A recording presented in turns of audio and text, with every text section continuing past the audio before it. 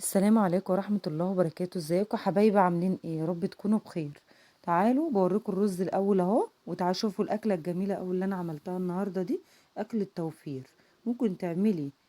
انا جبت فرخه وعملتها، قطعت الصدور بتاعتها، عملتها بانيه وبوريها لكم. بقول لكم بصوا البانيه بتاعها جميل اهو، بس معلش هو عشان سخن فمش قادره يعني عارفين الحاجه سخنه وكده. وعملنا احلى صينيه بطاطس ببقيه الفرخه التانية. قسمنا الفرخه على جزئين.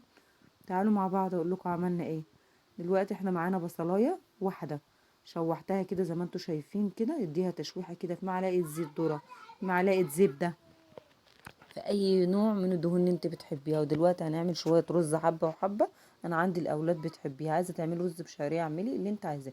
دلوقتي احنا نزلنا باقي الفرخه بتاعتنا اللي هي الوركين والحاجه اللي بتبقى من فوق في الصدر، مع الرقبه والقناصه والكبده وكده. يا حبيبتي انت وهي ما تنسونوش في اللايكات والمتابعه الجميله قوي يا حبايبي. وصلوا على النبي في الكومنتات كده، زيدوا النبي صلاه.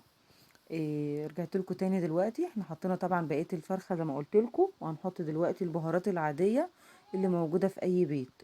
فلفل اسود، كمون، عندك بهارات السبع كده. ده انا حطيت قرفه، انا بحب القرفه قوي قوي قوي في الاكل، بتبقى طعمها جميل، بتدي نفس حلو. دلوقتي بوريكم الرز اهو بعد ما حطينا عليه الرز وكده، وحطينا عليه الميه بتاعته، بتبقى دافيه كده شويه او سخنه. دلوقتي احنا شوحنا، سيبنا الفرخة بصوا شكلها جميل ازاي، وشوحناها مع بعض كده مع البصلة. وطبعا حطينا البهارات بتاعتنا. انا حطيت كمون وفلفل اسود وحبة وحبة كده مكسراهم من عود القرفة، كسرته كده، يعني عود قرفة كسرته. وصلوا على النبي حبايبي. وهنحط مع بعض معانا كده بطاطسية كبيرة، قطعناها برضو كده حلقات مع قرن فلفل. الأكلة دي جميلة قوي وسريعة وسهلة ومبتاخدش منك وقت على فكرة. هنحط ده كله ونسيبها كده تتشوح مع بعضها وتشرب من بعضها. جميلة قوي، بطعمها حلو وريحتها جميلة. صلوا على النبي حبايبي. واللي متابعنيش على الفيسبوك يتابعني. دلوقتي معانا فص توم كبير حلو كده، او فصين صغيرين مع حبيتين من القوطة. وهنحط معانا مجين ميه عليها. ادي اول مج، التاني معلش مش هيجي في التصوير، معلش. دلوقتي جينا بعد ما خلصنا هناك وسبناها على البوتاجاز تاخد كده تشرب من بعضها شويه، وبعد كده هنحطها في الفرن. دلوقتي احنا جينا اهو، بقول لكم انا فرمت بصلايه في الخلاط، وحطيت عليها شويه فلفل اسود، نص معلقه فلفل اسود ونص معلقه ملح ونص معلقه كمون، وعصرت نص ليمونه. دلوقتي معانا بيضه اهي، هنكسرها ونحطها في الصينيه معانا كده، او في الحاجه اللي احنا هنعمل فيها البانيه، في تتبيله البانيه.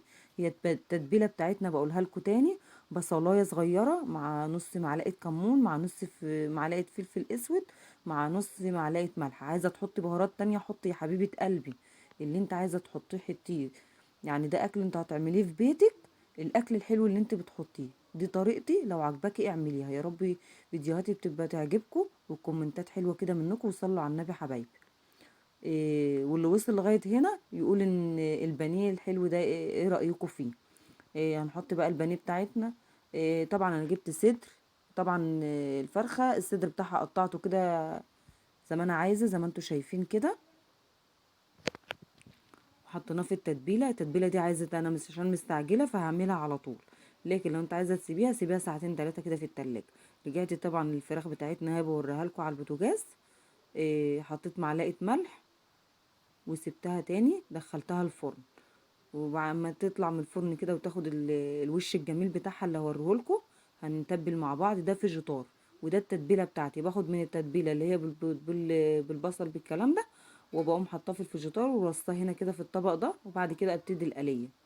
يعني ايه، انا ما بعملش اي افتكاسات، انا بحب الاكل الطبيعي كده التقليدي بتاعنا اللي اي ست تقدر عليه. مش يا حبايبي؟